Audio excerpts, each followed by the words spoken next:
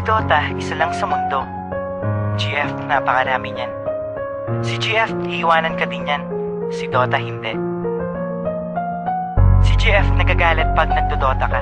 Si Dota, hindi nagagalit pag nag-GF ka. Si Dota, 20 pesos lang, masaya na.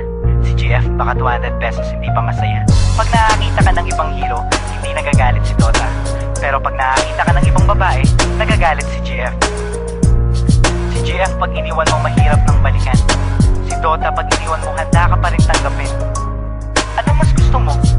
Dota o GF? Anong pipiliin mo? Dota o ako? Anong mas gusto mo? Kapag kasama ka, yan ang nasa isip. Anong mas gusto mo? Dota o ako? Ang tanong ko sa'yo, anong mahalaga? Mahal mo ba kung talaga? Defense of the ancient, tayo lang mag-Dota, umulan o bumagyo. Kahit nakabota, tawagin na ang tropa. Let's start the countdown. Everybody push, get ready for gangbang.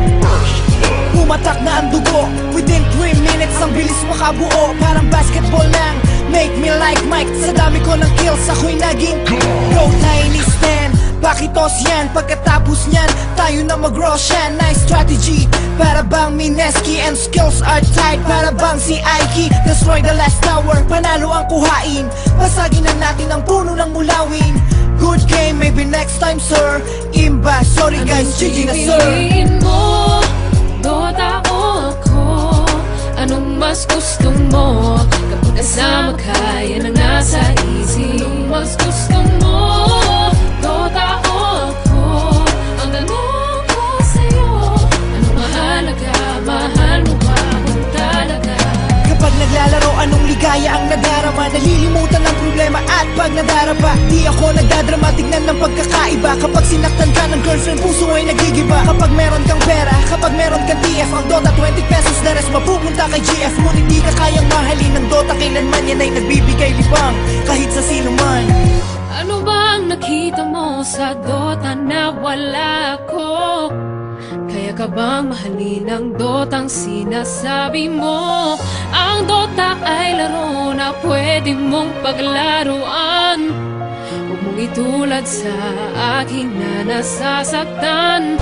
Ano bang nakita mo sa Dota na wala ko? Kaya ka bang mahalin ang Dotang sinasabi mo? Ang Dota ay laro na pwede mong paglaruan. Huwag mong itulad sa akin na nasasaktan.